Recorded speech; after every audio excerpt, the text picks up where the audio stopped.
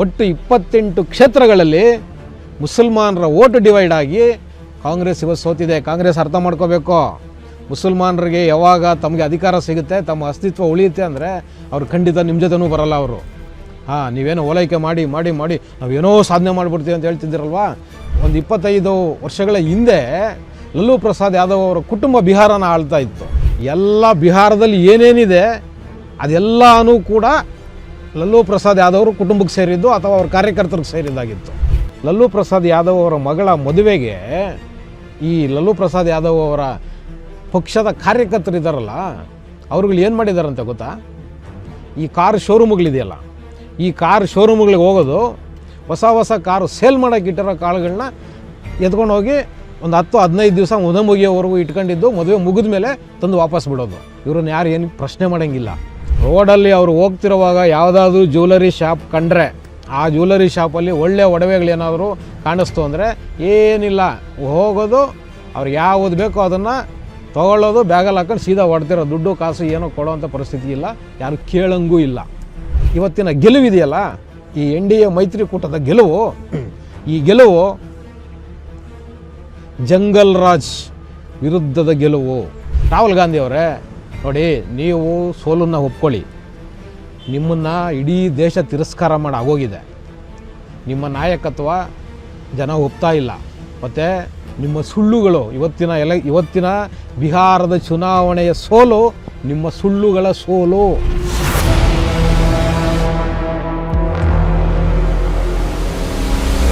TV ವಿಕ್ರಮದ ಪ್ರೀತಿಯ ನೋಡುಗರಿಗೆ ಟ್ಯಾಕ್ಸಿವಾಲಾ ಕಾರ್ಯಕ್ರಮಕ್ಕೆ ಸ್ವಾಗತ.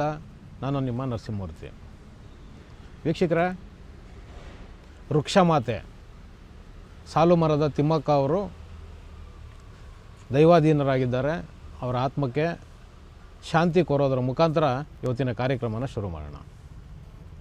ಮುಖ್ಯಮಂತ್ರಿಗಳೇ, ಸಿದ್ದರಾಮಯ್ಯನವರೇ, ನಿಮ್ಮ ಮುಂದಿನ 2 ವರ್ಷಗಳ ಮುಖ್ಯಮಂತ್ರಿಗಳ ಪ್ರಯಾಣಕ್ಕೆ ನಮ್ಮ ಅಭಿನಂದನೆಗಳು. ಏನಕ್ಕೆ ಅಂದರೆ, ಬಿಹಾರ ಚುನಾವಣೆಯನ್ನು ಸೋಲುವುದರ ಮುಖಾಂತರ ನಿಮ್ಮ ಮುಖ್ಯಮಂತ್ರಿ ಗಾದೆ ಗಟ್ಟಿಯಾಗಿದೆ ಅಂತ ನಾನು ಹೇಳೋದಕ್ಕೆ ಬಯಸ್ತೀನಿ. ನಿಮಗೆ ಅಭಿನಂದನೆಗಳು. ವೀಕ್ಷಕರೇ, ಬಿಹಾರ ಚುನಾವಣೆ ಅಭೂತಪೂರ್ವವಾದಂತಹ ಗೆಲುವು NDA ಮೈತ್ರಿಕೂಟಕ್ಕೆ. ಮತ್ತು INDA ಮೈತ್ರಿಕೂಟಕ್ಕೆ ಹೀನಾಯವಾದ ಸೋಲು. ಹೌದು ವೀಕ್ಷಕರೇ, ನಿಮಗೆಲ್ಲ ಗೊತ್ತೇ ಇದೆ. INDA ಮೈತ್ರಿಕೂಟ ಹೀನಾಯವಾಗಿ ಸೋತು ಸುಣ್ಣ ಆಗಿದೆ ಬಿಹಾರಲ್ಲಿ ಇವತ್ತು. ಈ ಗೆಲುವು ಪ್ರಜಾತಂತ್ರದ ಗೆಲುವು, ಸಂವಿಧಾನ ವಿರೋಧಿಗಳ ವಿರುದ್ಧದ ಗೆಲುವು,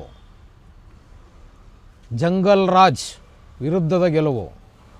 ಹೌದು, ಜಂಗಲ್ ರಾಜ್ ವಿರುದ್ಧದ ಗೆಲುವು. ಆಮೇಲೆ ಅಪೀಸ್ಮೆಂಟ್ ವಿರುದ್ಧದ ಗೆಲುವು. ಹೌದು, ಭ್ರಷ್ಟಾಚಾರ ವಿರುದ್ಧದ ಗೆಲುವು. ಹೌದು, ಭ್ರಷ್ಟಾಚಾರದ ವಿರುದ್ಧದ ಗೆಲುವು. ವೀಕ್ಷಕರೇ, ನಾನು ಏನಕ್ಕೆ ಇದನ್ನು, ಮತ್ತು ಕುಟುಂಬ ರಾಜಕಾರಣದ ವಿರುದ್ಧದ ಗೆಲುವು. ಹೌದು ನೋಡಿ, ಒಂದು ಗೆಲುವಿಗೆ ಎಷ್ಟೆಲ್ಲ ಕಾರಣಗಳಿದೆ. ಮೊದಲನೇದಾಗಿ ಏನಕ್ಕೆ ನಾನಿದು ಪ್ರಜಾತಂತ್ರದ ಗೆಲುವು ಅಥವಾ ಪ್ರಜಾಪ್ರಭುತ್ವದ ಗೆಲುವು ಅಥವಾ ಸಂವಿಧಾನದ ಗೆಲುವು ಅಂತ ಹೇಳ್ತಿದ್ದೀನಿ ಅಂದರೆ, ನೋಡಿ, ನಮ್ಮ ಕಾಂಗ್ರೆಸ್ನ ಅಧಿನಾಯಕನೂ ಹೌದು, ಅಂತಾರಾಷ್ಟ್ರೀಯ ನಾಯಕರೂ ಹೌದು ನಮ್ಮ ರಾಹುಲ್ ಗಾಂಧಿಯವರು. ಏನಕ್ಕೆ ನಾನು ಇದನ್ನು ಸಂವಿಧಾನದ ಗೆಲುವು ಅಂತೀನಿ ಅಂದರೆ, ನೋಡಿ, ಈ ದೇಶದಲ್ಲಿ ಒಂದು ಪ್ರಜಾಪ್ರಭುತ್ವ ವ್ಯವಸ್ಥೆ ಇದೆ. ಒಂದಷ್ಟು ಸ್ವಾಯತ್ತ ಸಂಸ್ಥೆಗಳು ಈ ದೇಶದಲ್ಲಿದ್ದಾವೆ. ಇವತ್ತು ರಾಹುಲ್ ಗಾಂಧಿಯವ್ರದ್ದು ಏನಿವತ್ತು ಒಂದು ಚುನಾವಣೆಗೆ ಹೋದರೆ ರಾಹುಲ್ ಗಾಂಧಿಯವ್ರದ್ದು ಆಡಳಿತ ಪಕ್ಷದವರು ಏನು ಭ್ರಷ್ಟಾಚಾರ ಮಾಡಿದ್ದಾರೆ, ಏನು ದುರಾಡಳಿತ ಮಾಡಿದ್ದಾರೆ, ಇದು ಯಾವುದನ್ನೂ ತೊಗೊಳ್ಳಲ್ಲ ಅವರು. ಒಂದು ಮತ ಕಳ್ತನ ಆಗಿದೆ, ವೋಟ್ ಚೋರಿ, ವೋಟಿಂಗ್ ಮಿಷಿನ್ಗಳು ಸರಿ ಇಲ್ಲ, EVM ಮಿಷಿನ್ಗಳು ಸರಿ ಇಲ್ಲ, ಹ್ಯಾಕ್ ಮಾಡ್ತಾರೆ, ಈ ಥರದ ಆರೋಪಗಳು. ಆಮೇಲೆ ಈ ದೇಶದಲ್ಲಿ ಎಲ್ಲೇ ಕಾಂಗ್ರೆಸ್ ಕಾರ್ಯಕರ್ತರ ಮೇಲೆ ED, IT, CBIಗಳು ದಾಳಿ ಮಾಡಿದಾಗ ರಾಹುಲ್ ಗಾಂಧಿಯವರು ಹೇಳೋದು ಒಂದೇ, ಇದು ಏನೋ ರಾಜಕೀಯ ಷಡ್ಯಂತ್ರ. ಮತ್ತು ಏನೇ ತನಿಖೆ ಸಂಸ್ಥೆಗಳು ತನಿಖೆ ಮಾಡಿ ವರದಿನ ಕೊಟ್ಟರು ಕೂಡ ಇದು ರಾಜಕೀಯ ಷಡ್ಯಂತ್ರ. ಬರೀ ಇಷ್ಟೇ ಅಲ್ಲ, ಈವನ್ ಈ ದೇಶದಲ್ಲಿ ಸುಪ್ರೀಂ ಕೋರ್ಟುಗಳು ಹೈಕೋರ್ಟುಗಳು ಇವ್ರ ವಿರುದ್ಧ ತೀರ್ಮಾನಗಳು ಕೊಟ್ಟಾಗಲೂ ಕೂಡ ಇವ್ರು ಹೇಳೋದೊಂದೇ, ಇದು ರಾಜಕೀಯ ಷಡ್ಯಂತ್ರ. ಈ ರೀತಿ ಈ ದೇಶದಲ್ಲಿ ಯಾವೆಲ್ಲ ಸ್ವಾಯತ್ತ ಸಂಸ್ಥೆಗಳು ಕಾರ್ಯನಿರ್ವಹಿಸ್ತಿವೆ ಅವು ಯಾವುದ್ರ ಮೇಲೂ ನಂಬಿಕೆ ಇಲ್ಲ ಇವರಿಗೆ, ಈ ದೇಶದ ಸಂವಿಧಾನದ ಮೇಲೂ ನಂಬಿಕೆ ಇಲ್ಲ. ಏನಕ್ಕೆ ಅಂದರೆ ಈ ಎಲ್ಲ ಸ್ವಾಯತ್ತ ಸಂಸ್ಥೆಗಳು ಕೂಡ ಸಂವಿಧಾನದ ಅಡಿನಲ್ಲಿ ಕೆಲಸ ಮಾಡ್ತವೆ. ನಾನು ಆ ಕಾರಣಕ್ಕೋಸ್ಕರ ಹೇಳ್ತೀನಿ, ಇವತ್ತಿನ ಏನು ಈ ಬಿಹಾರದ ಗೆಲುವಿದೆಯಲ್ಲ, ಈ ಐತಿಹಾಸಿಕ ಗೆಲುವಿದೆಯಲ್ವಾ, ಈ ಗೆಲುವು ಸಂವಿಧಾನದ ಗೆಲುವು, ಪ್ರಜಾತಂತ್ರದ ಗೆಲುವು. ಹೌದು, ನಾನು ಹಂಗೆ ಬಣ್ಣಿಸ್ತೀನಿ ಇದನ್ನು. ಏನಕ್ಕೆ ಅಂದರೆ ಇವ್ರು ಇದನ್ನೆಲ್ಲ ಮಾಡ್ತಾರೆ. ನೀವೊಂದು ರಾಹುಲ್ ಗಾಂಧಿ ಮೇಲೆ ಯಾವುದಾದ್ರು ಒಂದು ಕೇಸ್ ಹಾಕ್ಬಿಟ್ಟು ಆ ಕೇಸಲ್ಲಿ ರಾಹುಲ್ ಗಾಂಧಿಗೆ ಏನಾದರೂ ಶಿಕ್ಷೆ ಕೊಟ್ಬಿಡ್ತು ಕೋರ್ಟು ಅಂದರೆ, ಕೋರ್ಟನ್ನೇ ದೂರ್ತಾರೆ ಕೂತ್ಕೊಂಡು ಇವರು. ಹೌದು, ಕೋರ್ಟುಗಳನ್ನೇ ದೂರ್ತಾರೆ, ನ್ಯಾಯಾಧೀಶರನ್ನೇ ದೂರ್ತಾರೆ. ಇವರು ರಾಜಕೀಯ ಪ್ರಭಾವದಿಂದ ತೀರ್ಮಾನಗಳು ಕೊಟ್ಟಿದ್ದಾರೆ, ಈ ತೀರ್ಮಾನ ಸರಿ ಇಲ್ಲ, ಈ ರೀತಿಯಲ್ಲಿ ಮೀಡಿಯಾಗಳ ಮುಂದೆ ಬಂದ್ಬಿಟ್ಟು ಇವರು ವಿರೋಧಗಳು ಮಾಡ್ತಾರೆ. ಅಂದರೆ ಈ ಪ್ರಜಾತಂತ್ರದ ವ್ಯವಸ್ಥೆ ಮೇಲೆ ಇವರುಗಳಿಗೆ ನಂಬಿಕೆ ಇಲ್ಲ, ಅಪನಂಬಿಕೆ. ಇವರು ಯಾರನ್ನೂ ನಂಬೋದಿಲ್ಲ, ಇವರು ಜನಗಳು ನಂಬೋದು ಬೇಡ, ಇವರು ಮತದಾರರನ್ನು ನಂಬೋದು ಬೇಡ. ಆದರೆ ಸ್ವಯಸ್ಥ ಸಂಸ್ಥೆಗಳಿದೆ, ಆ ಸಂಸ್ಥೆಗಳನ್ನೂ ಕೂಡ ಇವರು ವಿಶ್ವಾಸ ಇಡೋದಿಲ್ಲ. ನಾನು ಆ ಕಾರಣಕ್ಕೋಸ್ಕರ ಹೇಳ್ತಾ ಇದ್ದೀನಿ, ಇವತ್ತಿನ ಈ ಗೆಲುವಿದೆಯಲ್ವಾ, ಬಿಹಾರದ ಗೆಲುವು, ಈ ಐತಿಹಾಸಿಕ ಗೆಲುವು, ಈ ಗೆಲುವು ಪ್ರಜಾತಂತ್ರದ ಗೆಲುವು, ಸಂವಿಧಾನದ ಗೆಲುವು, ಸಂವಿಧಾನ ವಿರೋಧಿಗಳ ಸೋಲಿದು. ಹೌದು. ಮತ್ತು ನಾನು ಇನ್ನೊಂದು ಹೇಳ್ದೆ ನಿಮಗೆ, ಜಂಗಲ್ ರಾಜ್ ವಿರುದ್ಧದ ಗೆಲುವು, ಬಿಹಾರದ ಗೆಲುವು. ಹೌದು ವೀಕ್ಷಕರೇ, ಜಂಗಲ್ ರಾಜ್ ಬಹುಶಃ ಈಗ ಒಂದು 25, 26, 20 ವರ್ಷದ ಮಧ್ಯದಲ್ಲಿ ಏನು ಯುವಕರಿದ್ದಾರೆ, ಈ ಜಂಗಲ್ ರಾಜ್ ಅಂದರೆ ಅವ್ರಿಗೆ ಗೊತ್ತೇ ಇರಲ್ಲ, ಅದ್ರ ಕಲ್ಪನೆಯೇ ಇರಲ್ಲ ಅವರಿಗೆ. ಏನು ಜಂಗಲ್ ರಾಜ್ ಅಂದರೆ ಏನೇನು, ಜಂಗಲ್ ರಾಜ್ ಅಂತಾರಲ್ಲ. ಜಂಗಲ್ ರಾಜ್ ಅಂದರೆ ಹಿಂದೆ ಒಂದು 25 ವರ್ಷಗಳ ಹಿಂದೆ ಲಲ್ಲೂ ಪ್ರಸಾದ್ ಯಾದವ್ ಅವರ ಕುಟುಂಬ ಬಿಹಾರನ ಆಳ್ತಾ ಇತ್ತು. ನಾನು ಅವ್ರ ಪಕ್ಷ ಅಂತ ಹೇಳಲ್ಲ, ಅವ್ರ ಕುಟುಂಬ ಆಳ್ತಾ ಇತ್ತು ಬಿಹಾರನ್ನು.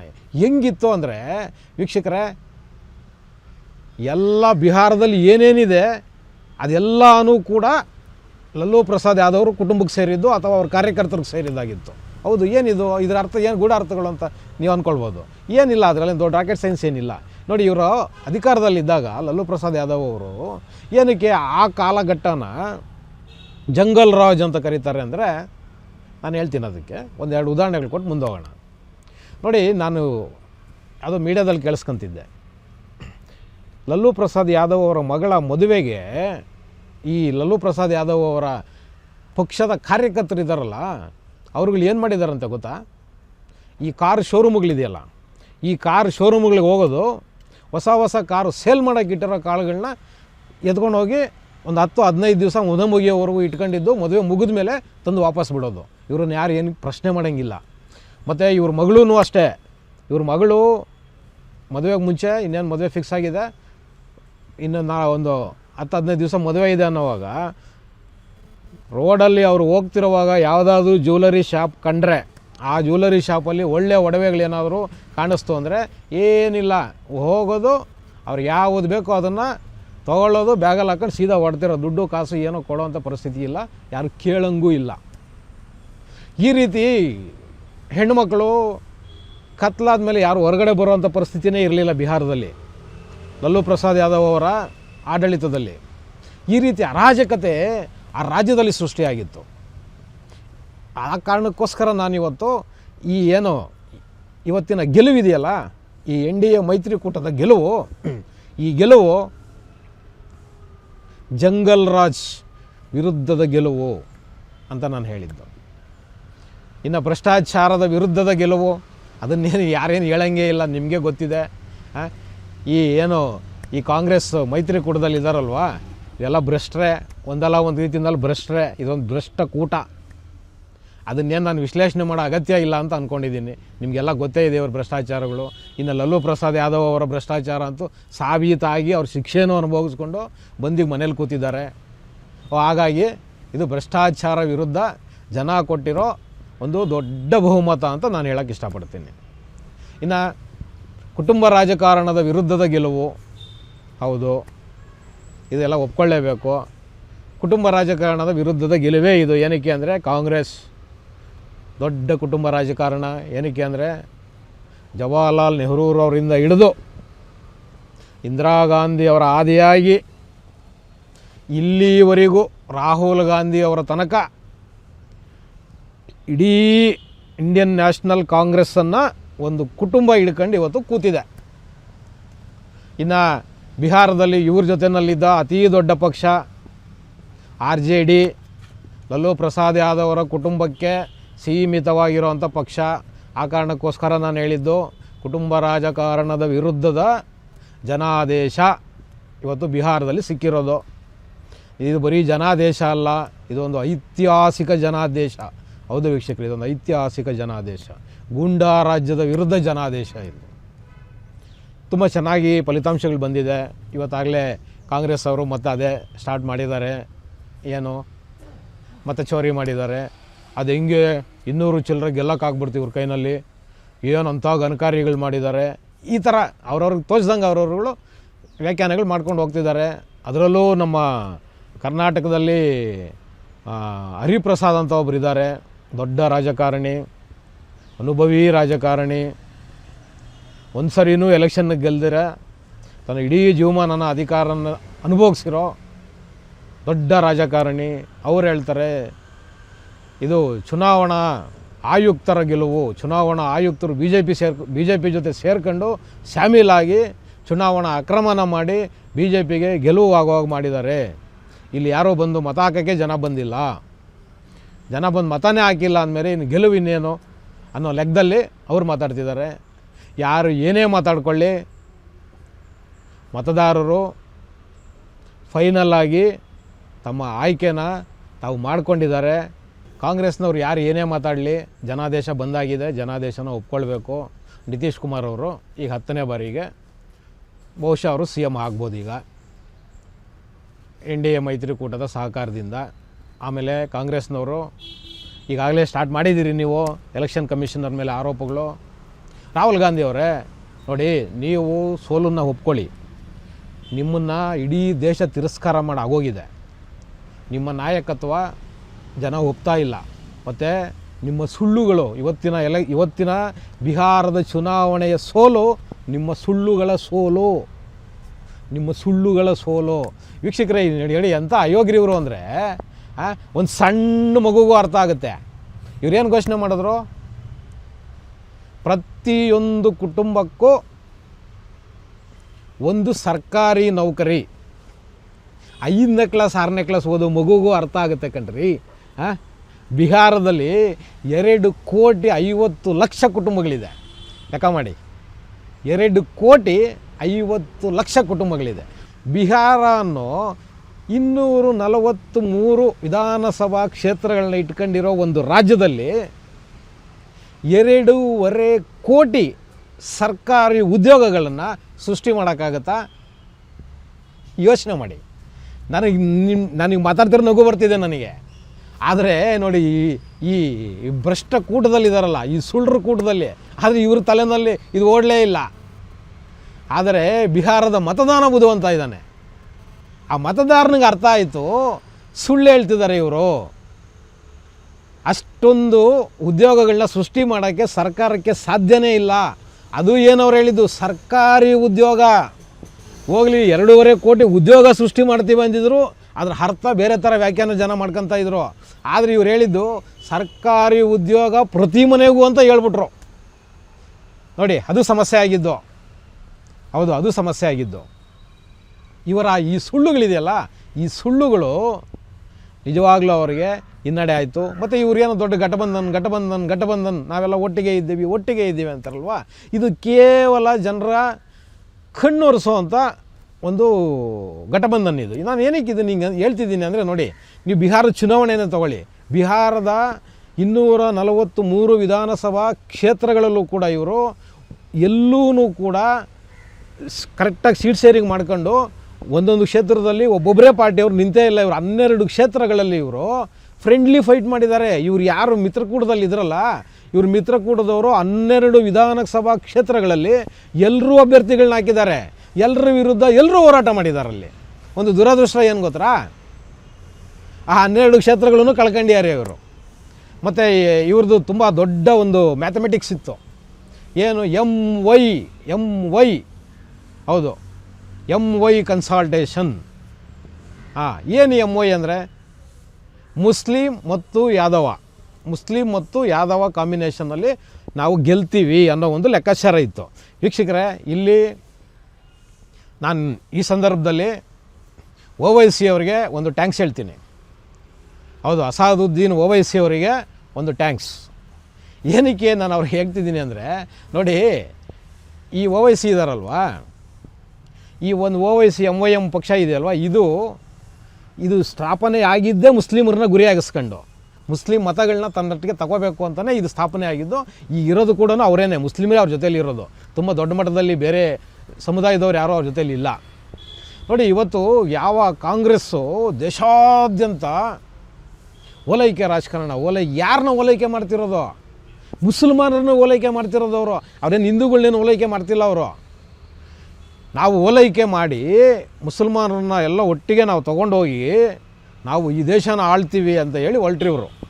ಆದರೆ ಈಗ ಕಾಂಗ್ರೆಸ್ ಅರ್ಥ ಮಾಡ್ಕೊಳ್ಬೇಕು, ಮುಸಲ್ಮಾನರು ಯಾವುದೇ ಕಾರಣಕ್ಕೂ ಹೇಳ್ತೀನಿ ಕೇಳಿ, ತಮಗೆ ಅಧಿಕಾರ ಸಿಕ್ಕುತ್ತೆ ಏಕಾಂಗಿಯಾಗಿ ಅಂದರೆ ಅವ್ರು ಯಾರಿಂದನೂ ಬರಲ್ಲ. ಮುಸಲ್ಮಾನರು ಹಂಗೆ ಅವ್ರು ಯೋಚನೆ ಮಾಡೋದು, ತಮಗೆ ಸ್ವತಂತ್ರವಾಗಿ ಅಧಿಕಾರ ಸಿಗ್ತಾ ಇದೆ, ನನ್ನ ಒಂದು ಕಮ್ಯುನಿಟಿ ಏನೋ ಒಂದು ಸಿಕ್ಕತ್ತೆ ಇದರಲ್ಲಿ ಅನ್ನೋದಾದರೆ ಅವ್ರು ಕಾಂಗ್ರೆಸ್ಸು ನೋಡಲ್ಲ, BJPನೂ ನೋಡಲ್ಲ, ಅವ್ರು ಯಾರ ಜೊತೆನೂ ಇರಲ್ಲ, ಅವ್ರು ಸ್ವತಂತ್ರವಾಗೇ ನಿಲ್ತಾರೆ. ಅದಕ್ಕೆ ಬೆಸ್ಟ್ ಎಕ್ಸಾಂಪಲ್ಲು ಇವತ್ತು ಏನು ಈ ಚುನಾವಣಾ ಫಲಿತಾಂಶ ಬಂತಲ್ಲ ಬಿಹಾರದಲ್ಲಿ, ಅದಕ್ಕೆ ಬೆಸ್ಟ್ ಎಕ್ಸಾಂಪಲು ಈ ಚುನಾವಣಾ ಫಲಿತಾಂಶ. ಏನಕ್ಕೆ ಅಂದರೆ ನೋಡಿ, 28 ವಿಧಾನಸಭಾ ಕ್ಷೇತ್ರಗಳಲ್ಲಿ OWC ಅವರು ಅಭ್ಯರ್ಥಿಗಳನ್ನು ಹಾಕಿರ್ತಾರೆ. 5 ಕ್ಷೇತ್ರದಲ್ಲಿ ಗೆದ್ದಿದ್ದಾರೆ. ಹೌದು ವೀಕ್ಷಕರೇ, 5 ಕ್ಷೇತ್ರದಲ್ಲಿ ಗೆದ್ದಿದ್ದಾರೆ. ಆದರೆ ಮಿಕ್ಕ 22 ವಿಧಾನಸಭಾ ಕ್ಷೇತ್ರಗಳಲ್ಲಿ ಈ ಇಂಡಿ ಮೈತ್ರಿಕೂಟ ಸೋಲೋದಕ್ಕೆ ಏನು ಕೆಲಸ ಮಾಡಬೇಕು ಅದನ್ನು ಮಾಡಿದ್ದಾರೆ ಅವರು.